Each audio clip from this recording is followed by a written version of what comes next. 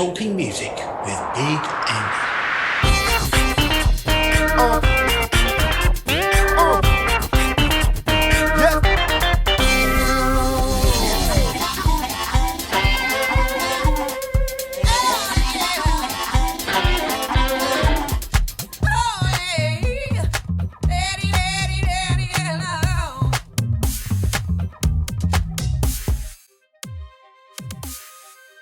This week, Arrowhead are talking music with me, Big Andy.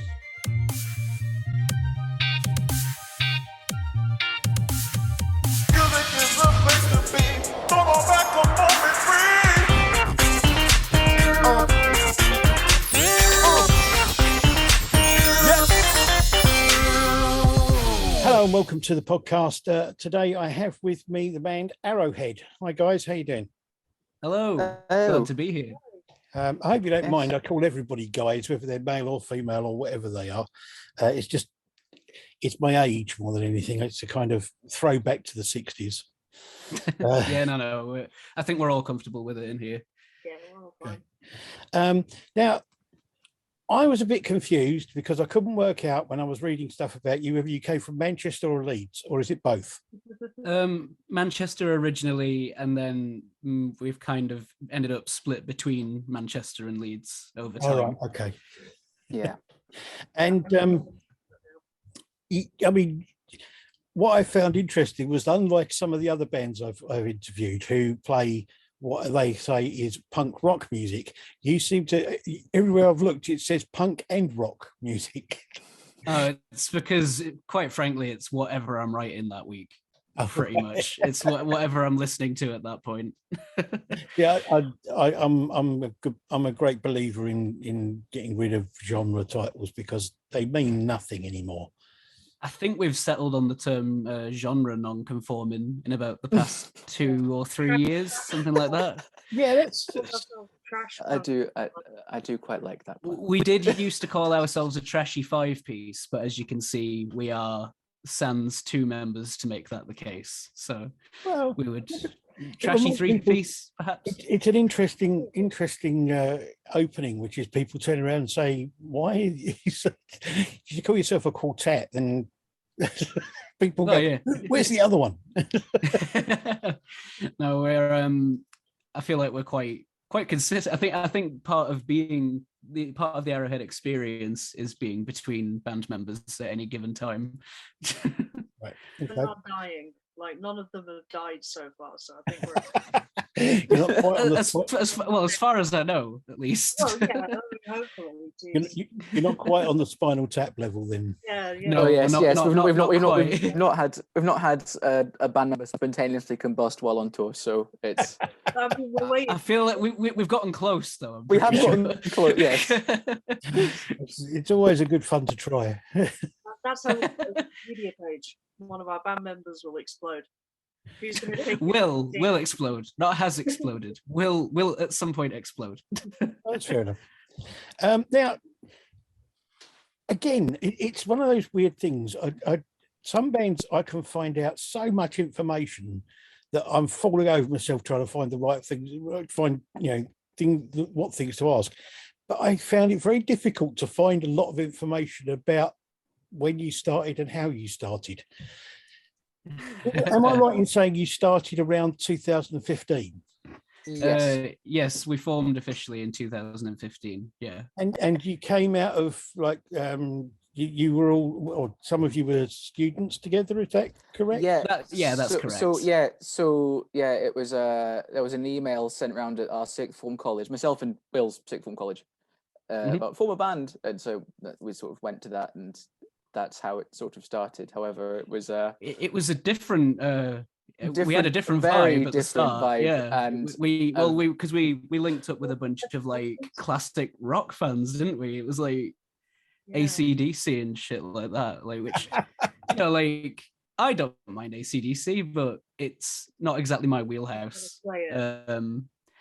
So like, we kind of started as like a bit of a kind of sort of hard rock, I would say, kind of thing. And we definitely kept some of that, but over time we kind of turned into more of a punk outfit, I think, as members kind of left or like new people came on board. So Yeah, I mean, just the thing is that the music you like it may inform what you play, but it isn't necessarily what you want to play. You don't necessarily want to sound like the other bands, the bands you listen to, but they do sort of like feed into what you do, I suppose. Yeah, absolutely. I mean, we sound, on average, I'd say we lean punk and kind of a bit sort of melodic hardcore style, but so I'm listening to all sorts. I'll listen to sort of maybe Frank Turner or 21 Pilots or something, and you'll like pull stuff from their ethos or something, but we don't sound like them, at least not in my opinion. No, I was going to say, what are your influences individually and as a band? I'll let someone else field this one first because I can talk for days about influences. So, Go on, Greg. I mean, I suppose for me personally, I sort of came to like modern music very like late because growing up, my parents were it was the parents' music was the only stuff that I was sort of listening to because it was like car journeys and stuff. So, but I mean, for me personally, I'm very much into the sort of punk, like Anti-Flag, for example. Right. It's the last gig I went to see before lockdown, and I quite like Muse, although sometimes it drifts more into the ironic liking rather than like official liking. But but I mean, generally, I listen to a lot of things. I mean, but I'm not sure how much. Not especially sort of songwriting stuff, but stuff that I wrote very quite basic. So it's. I mean, you say that, but Craig actually holds the title of the riff that Craig came up with is in our most streamed song on Spotify. So I wasn't going to mention Craig knows when to pick them. Is all I can say. It's like they know when it happens. They know when it works. Yes, I mean, you'd be thankful that it's not being influenced by everything listened to. Otherwise, everything's going to sound like a Eurovision entry. So. I mean, why aren't we doing that? Why aren't we making Eurovision songs? My partner's gradually breaking my walls down, and I've got I've got Moldova's entry in my head this year. Yes, I've had that in my head this year. Yeah. I'm not going to sing it for copyright reasons, but yeah. And also COVID. I'll spare all your ears from my COVID singing voice, which has been an interesting experience for me. But there's nothing wrong with a bit of Eurovision. I must admit, I actually took my eldest son to see when on the year that they won. I took him to see Lordi. Fab. That's amazing. I mean, it's always just a bit of fun in it, Eurovision. I think there's a lot of people who try and act like everyone's taking it super seriously, but even the people who enjoy Eurovision are just kind of watching it ironically. We're all there for a laugh. Yeah. And that's why all of my influences are exclusively Eurovision entry. I'm kidding. I'm kidding. I think one thing I will say influence-wise is I think the one common influence among all three of us tends to be Rise Against. I think I'm right in saying we all enjoy Rise Against. Yeah, we all like Muse as well. But I think if you were to listen to Rise Against after listening to an Arrowhead song, you would more readily be able to go like, oh, okay, yeah, this lot like Rise Against. Yeah. But sort of more specifically, my influences I'll pull from anywhere. So I quite like on the heavier side of things, we've got kind of like the hard punk stuff, kind of like Frank Carter and the Rattlesnakes is early stuff I really like. But then kind of leaning a bit softer, well, maybe not softer, but kind of you've got more electronic stuff like Enter Shikari and things like that. Like I really like as soon as I became kind of one of the more head songwriters around 2017, 2018, I was like, synthesizers, bitch, let's do it. Just stick in a load of keyboards and everything. We can't get them to stop putting synthesizers in every song. I like them. I like the bleepy bloops. Bing bong. Yeah, the ping pongs. But yeah, so I'll pretty much pull influence from whatever I'm listening to that week. I've been getting into a lot of metalcore recently. I've been writing a lot of music over lockdown for a future release, which is leaning heavier than the stuff we were releasing previously. We Right. kind of went more melodic with the Social Animals EP and with Anthem. And actually, which is probably the first time we've publicly mentioned this, we actually have 2 albums basically in the oven, but we were working on the first album from like 2016 through to 2019. And then COVID happened, and Noah said to me, hey, do you want to write like a kind of back to basics punk EP about how fucking rubbish all of this stuff is? And I was like, yeah, let's do that. And then it ballooned into like a full length thing. So now there's about 12 songs that I've written for it, something like that, which is ranging from punk to metalcore to kind of almost ambient style. So there's a lot of stuff in there. And then also one song that uses like a drum and bass breakbeat and a synth bass, which would be really fun for Noah to play. Thank you. Thank you, Will. You're welcome. Noah, what are your influences? Well, we've already mentioned like Muse and Rise Against, and you can see 21 Pilots poster behind me. Though they don't really influence me a lot musically, I just really enjoy listening to them. I'd say influences. I do like my Foo Fighters. I like my Foo Fighters. It was very sad to see that Taylor Hawkins passed. Yeah. Yeah, that was horrible. Yeah. Yeah. That was really sad. Yeah. I guess I'd say as well, I mostly just listen to like my Discover Weekly and see what pops up there. Yeah. I've a lot of Japanese bands recommended to me. Not that I'm a weeb or anything. Hey, no shame. No shame. Obviously, I like my classic emo stuff, like my My Chemical Romance. The Disco, Fall Out Boy, that stuff. All that good stuff. I actually think, with that in mind, I mean, maybe it's just an observation that I've made personally. I think Mikey Way's bass styles kind of influence how Noah plays a lot. Namely, downstrokes till your wrists break. Essentially, is the way to do it. Well, Fair enough. Na by My Chemical Romance was the first song I ever learned on bass all the way back in 2011. So over a decade ago. Yeah. I played it all with one finger on the fretboard. Why did I do that? I've learned obviously now. I know how to play. We like a challenge in Arrowhead. Yeah. We like to not play things properly and see how it goes. Well, you know, hey, it's a unique style to play things your own way.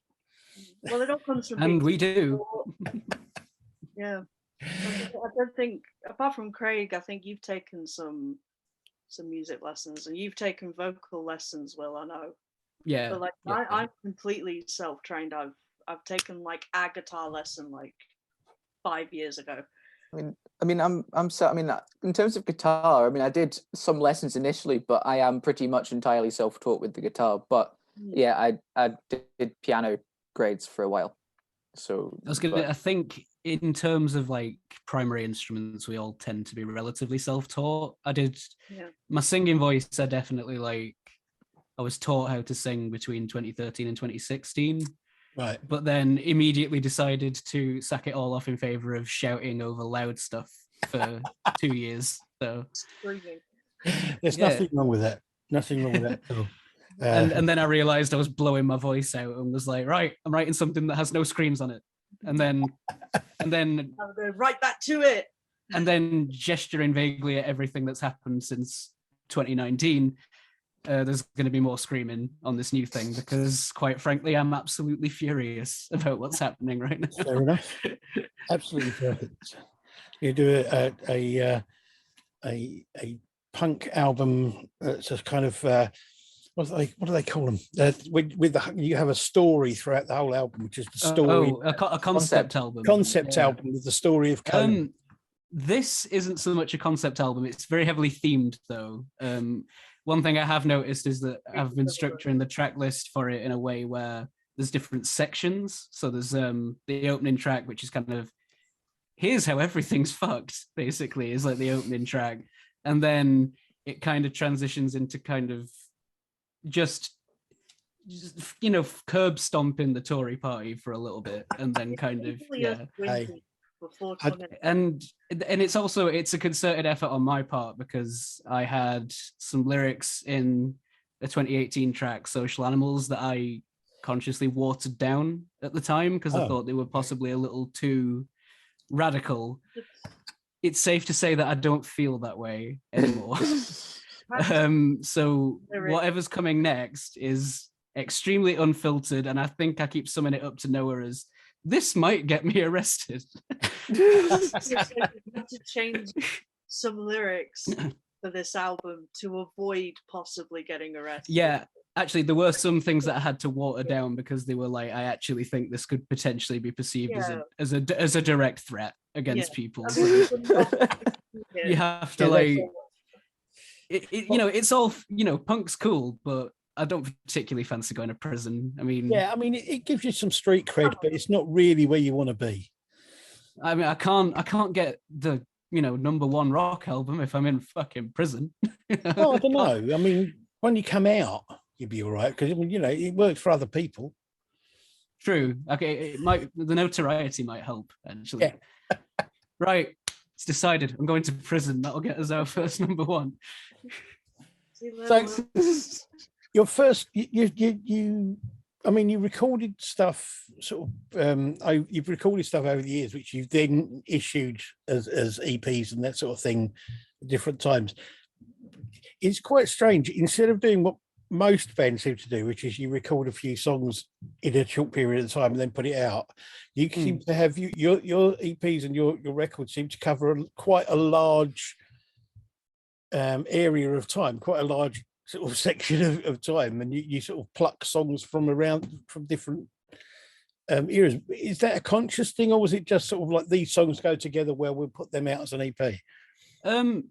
I think for Vignettes, our first EP, that was very much, here are the 4 songs that we've come up with, thrashing some stuff out in a music room. Social Animals, I remember specifically at the start of 2018, I messaged Craig and Noah and said, I've been working on these songs as like a collective. I remember thinking, I was like, these will go together. I should probably point out one of them was a retooled version of a song that already existed from the Vignettes era, but we hadn't really released it because it didn't really match the vibe, if that makes sense, because it was quite, it was Horizon actually, so it was quite poppy. Oh. And then if it had been on the Vignettes EP, it would have sounded extremely bizarre and out of place because everything else on that is just so loud and abrasive. Yeah. So I kind of retooled it a little bit and wrote and kind of made it more in line with everything. And I think I remember just putting it in our group chat and being like, here's what I've been working on, while we've been on this little break, which at the time was the longest break we'd had. I think we didn't do shows for about 6 or 7 months. And we're like, wow, what a hiatus this was. I feel so refreshed. And now we haven't done a live show since December 2019. So yeah, hopefully we'll get back to that soon. But I just decided to focus on working on new tunes because I didn't want to do that thing where like you disappear for 3 years and then you come back and there's nothing new. It's just kind of like, oh, yeah, here's the same bunch of songs. It's like, so there's new stuff in the pipeline. Horizon was actually one of the first songs of yours I listened to. That's not surprising to me. That seems to be how it goes for most people. See Craig stifling that smile. Vindication. No, I really like that. It was interesting listening to that first and then listening to the other stuff because it does show a kind of difference as the sort of styles and that sort of thing. Yeah.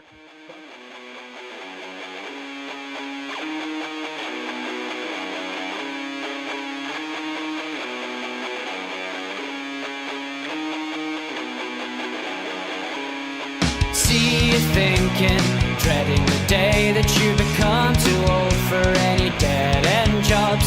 You're up in the air, you're a nuclear bomb. You're losing sleep, thinking of years you've lost. You push others away because they won't understand. But don't walk away, just take my hand. Too many times you've pulled me out of a hole.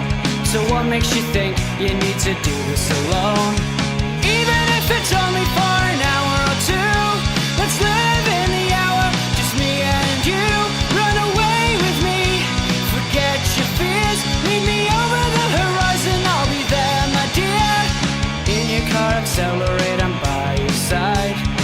survive until you find your peace of mind. I want to fix what keeps you up at night, eradicate what scares you when you close your eyes.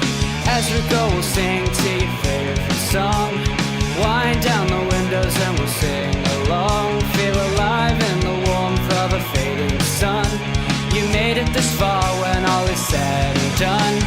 Even if it's only for an hour or two, let's live for the hour, just me and you. Don't look back, forget your fear. Meet me over the horizon, I'll be there, my dear. And I see the tears run out of your eyes, bittersweet reminder of our real lives. The sky turns red and I look to you. You're on fire to your life, you're in June.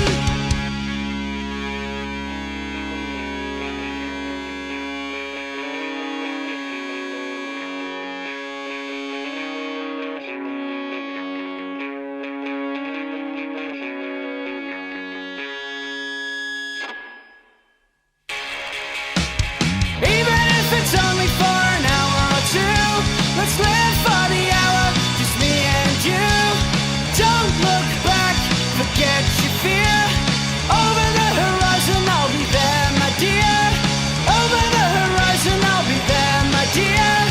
Over the horizon, I'll be there, my dear. Over the horizon, I'll be there, my dear. Over the horizon, I'll be there, my.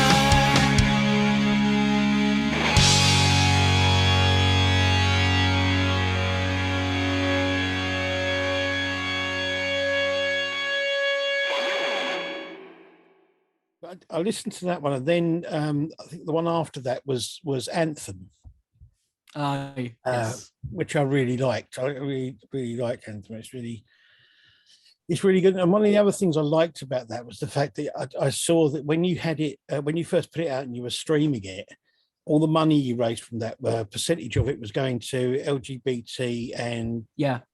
Black Lives Matter charities. Yes, it came out around the time that, obviously, regrettably, all of the George Floyd protests were happening, and not regrettably that they happened, but that they even had to happen in the first place. Yeah. And we didn't feel like it was appropriate to kind of, because obviously we're all white, so we didn't feel like it was appropriate to center kind of a white song in a way, if you get what I mean. It wasn't a song that I'd written with, people of color in mind or anything like that. So we decided that we wanted to try and augment that a little bit. Noah wrote a really good little post back in just before it came out about how we needed to kind of stand in solidarity with Black people and people of color, especially queer Black people, and people of color, because of everything that was happening at the time. Obviously, people of color who are queer will experience a different kind of oppression from maybe what I experience as a queer white person. Like, I'm afforded a certain level of privilege just by the fact that I'm white. Yeah. So we wanted to try and do something that didn't center us too much in that instance. We were like, listen to this song about us being gay, and some money will go to help Black people in America dealing with this absolutely horrifying situation that's going on over there. Yeah. I mean, there's the other thing is the fact that you are openly queer, you're open about your sexualities and that sort of thing, which is, I mean, it's becoming more and more, I wouldn't say the norm, but it's becoming something that more and more bands and more artists are doing. Obviously, being a part of your life, it's obviously going to inform the work, the work you do and the creative process you have. I mean, absolutely. Do you feel that that's a big, obviously, a big influence, a big part of why you write the way you write? Absolutely, it always has been. Go on, Craig. Oh no, I was just saying, yeah. Okay, sorry, it cut out a bit on my end. I couldn't really hear you, but yeah, no, it's always played a major part in, if not necessarily the lyrical content right from the get-go, definitely in how we presented. There's photos of us back from 2016 when we were doing our earliest shows. A friend of mine made me a kimono, which was made out of a pride flag. So there's a lot of photos of me running around wearing that in the early days. And we kind of used to use it as a way to turn anti-citizen into kind of like a queer empowerment thing. Obviously, there's no references to queerness in anti-citizen, but I wrote that as kind of like an outsider song anyway. It's just, you know, obviously it's I mean, like it's kind of a generic message, but it's about, you know, being outside of what is considered the norm, you know, hence the anti-citizen. Yeah. So I kind of thought, well, queer literally means, you know, strange from a conventional viewpoint, so why not wear it for this? But I think queerness and LGBT issues are a big driving force for our band now, and there's more exploration of it on what we've been writing. There's a song tentatively called Princess of Turf Island on the new album, which is essentially me just ragging on transphobes for 3 minutes and 10 seconds. And it's like if the Ramones were trans allies, essentially, is what I would describe that song as. Okay, that's cool. It's cool. It's removing the conservative element from the Ramones. Yeah, I'm not sure they had that much of a one, but yes, you mean. But So yeah, I mean it's I mean, obviously, as I say, it's becoming more of a.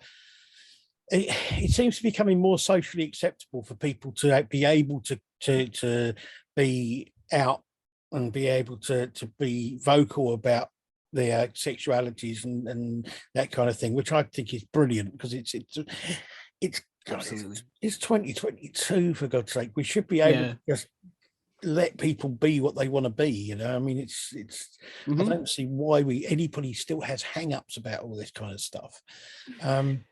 But it's nice to see bands be that, especially because rock music and punk in a way have kind of always been this. They've always been given this air of like this misogyny and this kind of like, you know, you've got to be a real man to be a punk and that kind of thing. You've got to be a real man to be into rock music. And, you know, it's nice to see that there are more bands coming out like yourselves who are able to sort of like show that isn't true. That isn't the fixed perception anymore. It's not the way you have to be. Yeah, no, absolutely. I mean, I think if you ask anyone who knows me, they'll tell you. Oh, go on. Oh, sorry. I've been trying to talk, and I can hear you. Sorry. Sorry. But have you got something to say? You can talk first if you want. Yeah. Well, I was gonna just say, like, some of our influences, like Fall Out Boy, Panic at the Disco, My Chemical Romance, they were all coming onto the emo scene and being flamboyantly like queer and stuff in their art and how they, you know, presented themselves on stage, and that's been a massive influence for me, at least, in sort of how we present ourselves on stage and musically a little bit as well. Absolutely. I mean, with those bands, a big thing, particularly in regards to Gerard Way, I think, was and I will preface this by saying there's nothing wrong with traditional masculinity. No. But personally, for me and for a lot of people in our scene, I think what I value is a rejection of the idea that we have to be traditionally masculine, which I think if you ask anyone who knows me or Noah or Craig, traditional masculinity isn't something we particularly chase after. We are happy to be perceived as however people perceive us. Some people perceive us as more feminine or whatever, but generally it's mostly just not wanting to fit into that mold of what is expected of masculinity, I think. Yeah.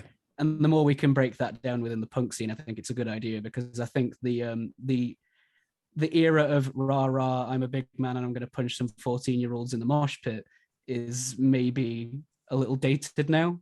You know, it's definitely. like, you know, it's a valid way to be. You know, I think if you want to be like a traditional punk, you get like the big hair and the tattoos and everything. That's totally fine. But we have to have, it's cool as fuck. Yeah. But we need to have space for, as soon as punk becomes a binary, you have to look like this to be a punk. It stops being punk, in my opinion. Yeah. So it's like, if we don't allow space within that community for people to exist how they're comfortable existing, then really we're just as bad as the people who ostracize them to begin with.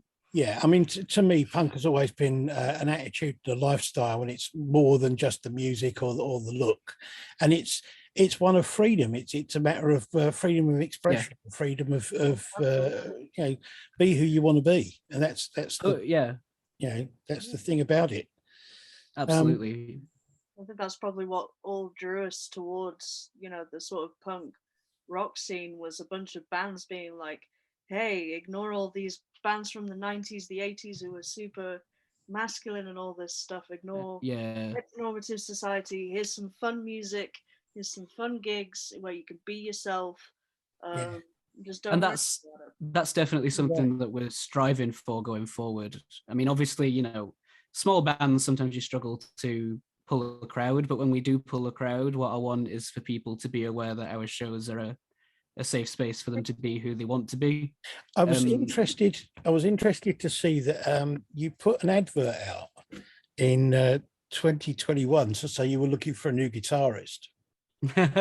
And we specified that we would prefer new members who join, basically girls, gays, and theys to the front, please. That's obviously, I don't mind if some straight people fly. Some of my best friends are straight people. But I know loads of great straight people. I know some good ones as well. I know some straight people. They're honest and diligent. But at the end of the day, I just trust. Okay, I've had enough of this joke already. But genuinely, basically, we pride ourselves on being a queer band. And it's not that we think having straight people or cis people is going to kind of dilute the queer formula that makes up our band or anything, but it's essentially just that it helps to have people who understand those experiences come on, especially when I'm going to turn around at some point and say, you're going to play lead guitar on a song about me punching a transphobe in the nose. It's kind of. Yeah, they have to be on that level. I can't get someone in the band and then they kind of start acting a little iffy about trans people, which has happened in the past. Before they even joined the band. They were in the band for all of about 9 hours before they said something extremely yikesy from my perspective. And I just said to them, we can't have that. That goes completely against our ethos as a band. I can't be having that. I mean, the other thing is, the last thing you want is having a straight member of the band who tries to turn everyone straight.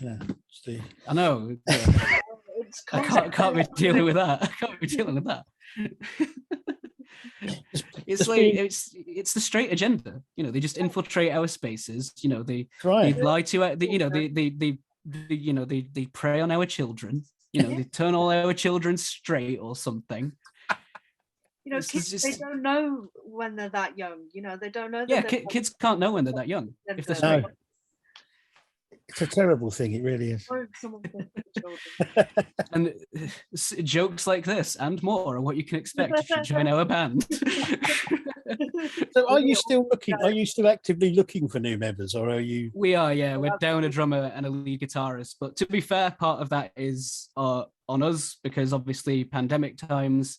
And the cost of living rising, it's now turned into we are looking for members while searching for jobs, while trying to keep the lights on, and stuff like that. So it's like the search has slowed a bit, but I'm going to start, I think we'll all probably start pulling our weight a bit more because for me, at least, things are starting to level out a little bit. So I'm going to try and kind of just find some people to jump on. And maybe, hopefully, start doing some shows again by the end of this year.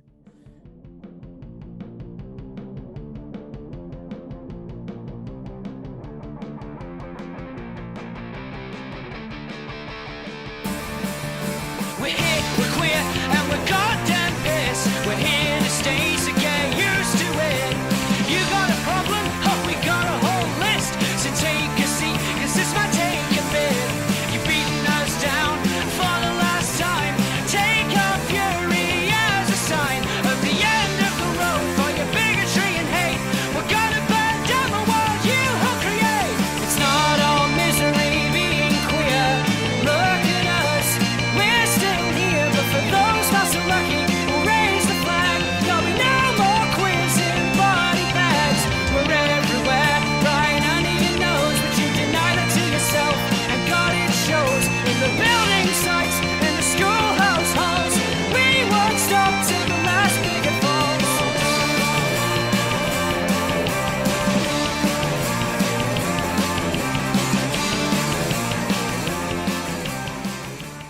Cool. I was going to say, I mean, have you got any plans for doing that? I mean, obviously, once you've got the new members of the band, do you have any kind of plans of when you're out there gigging? Yeah, I do have some plans, but they're all kind of they're like vague plans, but I know what I want to do. So essentially it's like at the very least, even if there's no shows, there will be at least one new song out this year. Right. Ideally, several new songs and potentially followed by the whole album at the end of the year. It depends how fast we can work. But we'll see. But it's probably more likely that there'll be a full release, maybe 2023 at the latest. Right. I think far in advance, but essentially we will probably come back with a string of shows that we're just going to put on ourselves and kind of pull in favors from people that I know. So like we'll do like a single release show or something. But as soon as we can all get back in a room together with some new members and I can teach everybody what I've been working on and just be like, yep, play this, play that. We'll start looking into that. There does seem to be a fairly active like music scene, especially around the punk sort of stuff around Manchester and Leeds and those sort of areas. I mean, a lot of the bands that I interviewed last year and this year are sort of like more northern bands and that sort of thing. So, I mean, there's a lot of bands out there that are doing stuff and that are starting to get places. So, you know, the scene is there. If you can get the people in the band, then you won't have a difficulty finding places to play, I don't think. No, absolutely. We have our little places. We have circuit that we run through. Yeah, so we know people who are like, you know, in Leeds and Manchester, who we can kind of call on, you know, if we want to put a show on quickly, you know, just play for half an hour on a Friday night or something like that, just to road test some new stuff. So Manchester, Leeds, keep an eye out because I think we'll probably, hopefully, be back this year. Okay. But like I said, I wanted new stuff to come out of the gate with. You know, I didn't want to turn around and be like, oh, guys, I promised there's new stuff, but here's all our old stuff first. You know, like I didn't want to just show up playing the same 7 songs or whatever. The reason I want to put our own shows on is we could do longer set lists because, you know, you write a whole album, you want to play that album, you want to play more songs off it. So we'll see how that goes. Oh, that's cool. That's cool. One of the ones that we haven't talked about that I definitely liked is an older thing called Dark Room.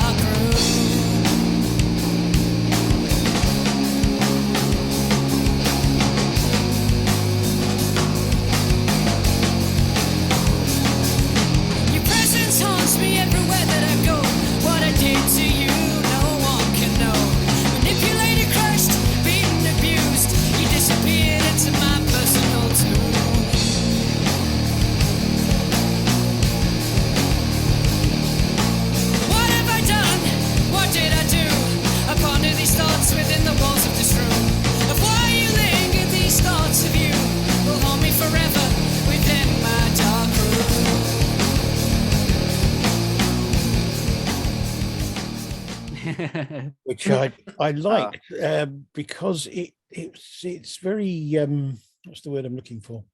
Bad. No. I fucking knew you would. I knew you would be like this. Noah is not. For full disclosure, Noah and me don't exactly see eye to eye on our opinion of the very first stuff we released. Okay. I think it's a good time capsule of where we were. Right. If you came and saw us live in 2017, that is exactly what we would have sounded like. Essentially, is what you hear there is exactly what you get because we basically recorded that EP live. Like I remember we recorded it in a shed. We literally recorded it in. Yes, and that isn't an exaggeration. It was. It was definitely in basically a shed. You've interviewed them, Andy. Nova Story. Nova Story, yeah. Yeah, It was their Yeah. studio, in-house studio. Yeah. James produced it for us. All right. Over was it summer 2017? Yeah, We spent about a week there in July in 2017. It was just hammering really, out some really, like really, really helpful. Like they were really, really like good to us about all that. They also produced the Social Animals EP too, as well. Yeah. I mean, they're a nice group of people. They really are. Yeah, they're very generous. They've been very nice to us over the years, I think. They were at our first. They were the headliner at the first gig we played. That's I watched the gig them, outside of college. I watched them at the very first show we did outside of college. Decided I liked them, and then just never stopped badgering them after the fact. So, that's how it goes. Yeah, I mean, I was following them for about a year or so before I actually did the interview with them. And I was determined that they were going to be one of the first bands I wanted to talk to. But no, I mean, I don't think it's bad. I think it's embarrassing. Let the man speak, Noah. It's a snapshot of where you were at that time. It's raw. This is what I've been saying. It's raw and interesting. You're entitled to your opinion. Personally, it just embarrasses me because I'm no longer there as a person or as a musician. I've moved on beyond that sort of, let me say, edgy sort of stuff. You've got a bass that stays in tune now. And it just embarrasses me. I don't think it's not a good reflection of us because it's not what we do now. We're better musicians than we were all the way back in 2017. And it just embarrasses me. Yeah, no, I completely understand that. And I can see that. I mean, your music has evolved and the sound has evolved, and you obviously, as people have evolved as you've got older and you kind of experience more in life and that kind of thing. Completely understand all that. I do, but I actually quite like it. I don't mind Darkroom. That's nice to hear, to be honest. I mean, it's one of my partner's favorite songs of ours, so I can't really get away from it, to be honest. You know, like I sent her when we first started talking. I was like, "Oh, here's some music of ours," thinking she wouldn't go back to Vignettes. She was like, "Oh, Anti-Citizen's pretty good." I was like, "Oh no, you went back." It's Dark Room is the favorite song of one of my friends. He's very particular about his music, so I feel like that was a big sort of inroad success of it. I think it's deny it. I don't know. The weird thing about it is that there are certain songs I've come across with different bands and that sort of thing, and I can't really. And Darkroom is like this. It's one of these. I can't put my finger on exactly what it is about it I like, but when I listened to it, I thought I like this. Do you know what I mean? I'm glad you like it. Like, it's a weird thing. But I've never heard somebody say that before about. Yeah, I understand what you mean, though. That's really. It's like nice feedback. Yeah, I mean, it's for me. I think it's kind of it's a weird intersection of kind of like an alt rock, but also kind of sludge metal, but also kind of grunge sound. It's like three different things all trying to be the main point of the song. We're in a shed of great music. Angry shed song. You don't need to try and make it sound fancier. It's an interesting one for me because I'm as one of the people who worked on it, I'm aware of the fact that it's lyrically the oldest Arrowhead song we have out there. Its lyrics are from May 2015, if I remember rightly. And I only remember that because I sent them to Noah at like 2 a.m, and I think we were both kind of delirious. And Noah was like, "Yeah, man, witching hour's great for writing lyrics." I think we fell asleep. Sort of, if you take it right, sort of slunge. Slunge, yeah. Alternative slunge. Yes. I like that. Yeah, slunge. That's it. Like that sounds like a repulsive substance, but I'm rolling with it. Yeah. Slunge.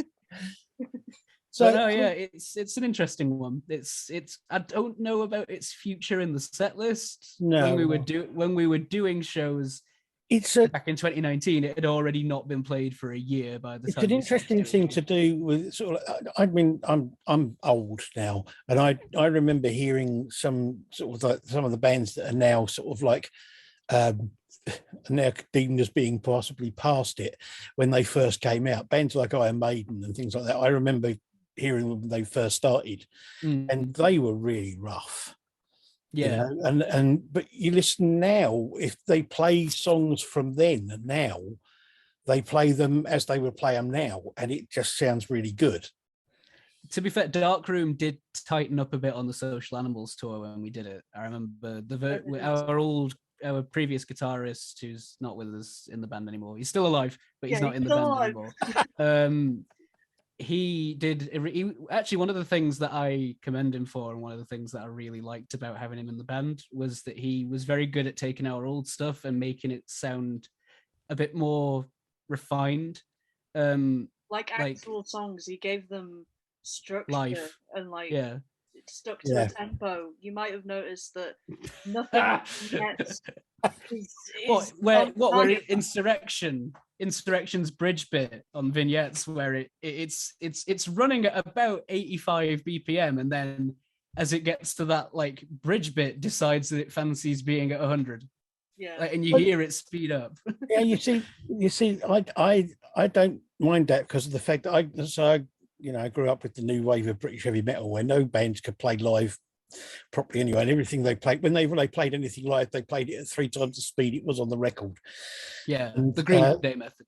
And the other thing was, I grew up listening to my parents' music, most of which my dad used to love, like jazz and bebop stuff. So time signatures I'm really into. So yes, syncopated rhythms. Syncopated rhythms in 7/4 time. We did it on purpose then. Absolutely, we did it on purpose. Yeah, it was a jazz moment. Yes. Yeah, jazz. We can't play it. It's technically, if you think about it, it's a jazz record.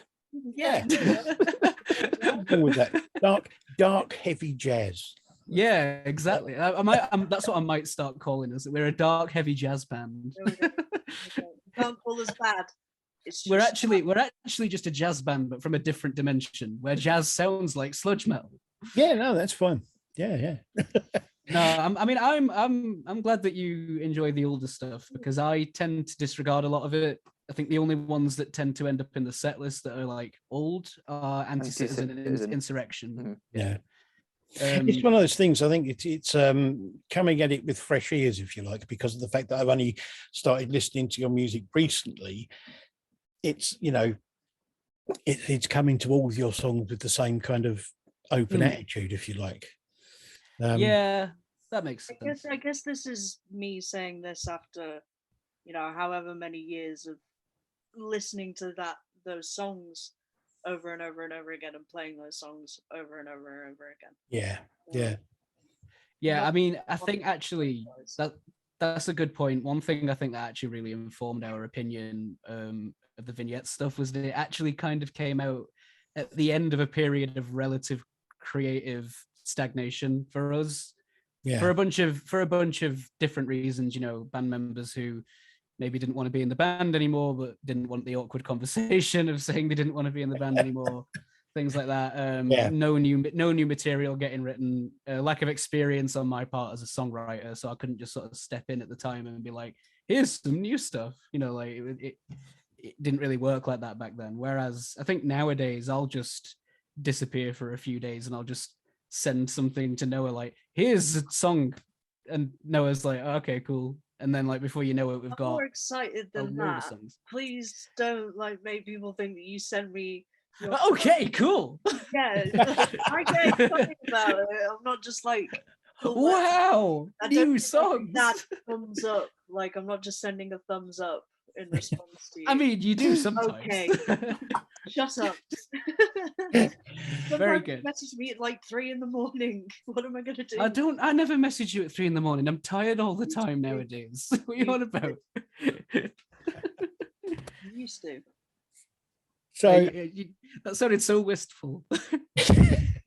You used to. I know obviously at the moment it's difficult to make any real solid plans and things like that, because you have members of the bands to find and that sort of thing, and because of, well, we're now coming out of the COVID restrictions thing and all that kind of stuff. But what, if any, what sort of long-term plans do you have for the band?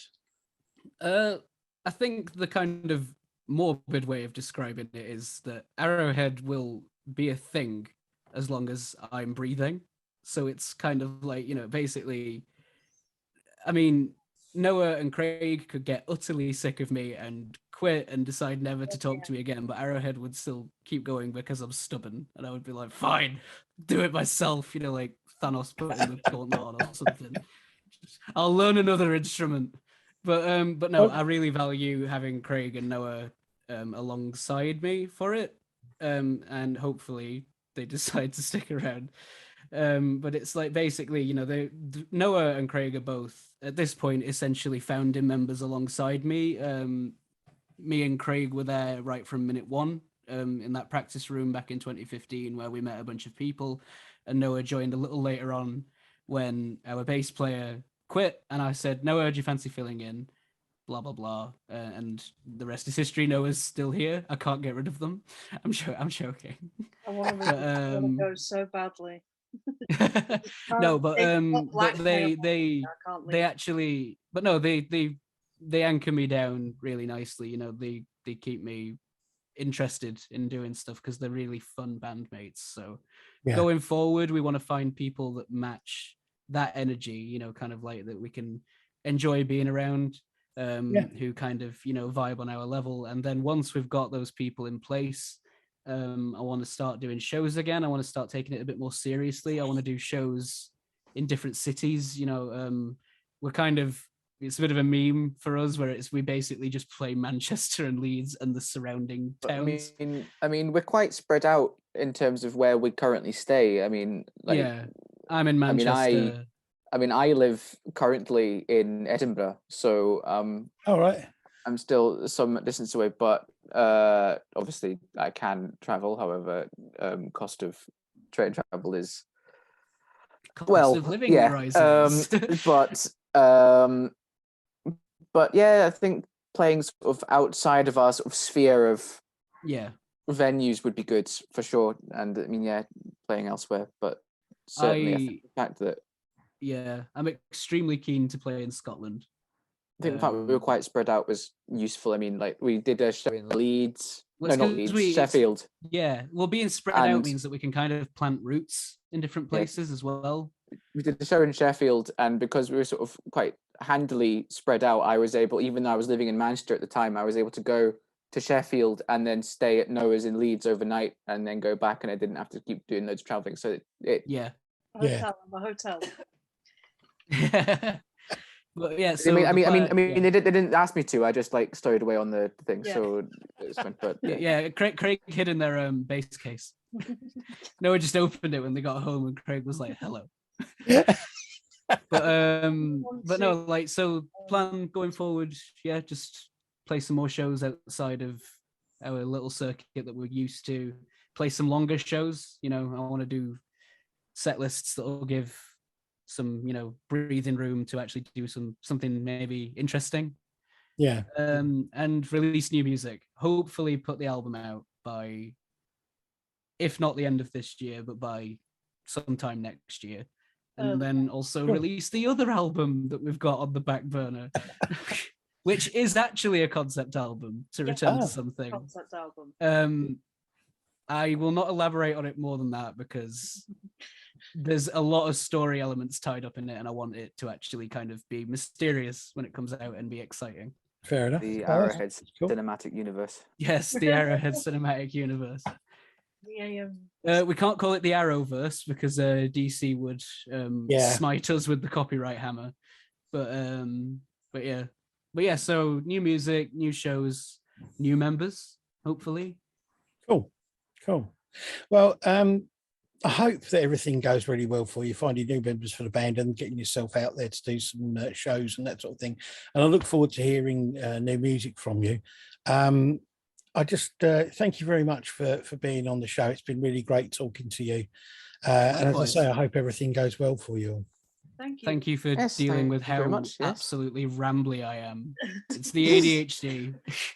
It's not a problem. It's never a problem. Compared to a couple of the people I've interviewed, you're quite quiet. Oh, okay. have a look at Verity White. She's lovely, Okay, lovely, I'll- Come on, lovely Will. You woman and got to step up your game. But yeah, I'll deliver all future interviews entirely screamed. Interpretive dance. Will Springs, you dance, Craig, and I'll I don't know, I'll have some fans or something. That's how we'll do interviews from now on. It's on record now. We have to do that. No, find some fans. it's great. It's been great talking to you. Thank you very much. To everybody watching, check out Arrowhead. I will put links to their social media and their YouTube channel. Check them out and keep an eye out for them in future. And hopefully you'll be doing gigs somewhere where I can come and see you at some point. That'd be nice. Yeah, absolutely. Yeah. Wherever that may be, but we'll try our best. We'll see you down. Well, you've got to come down in London at some point.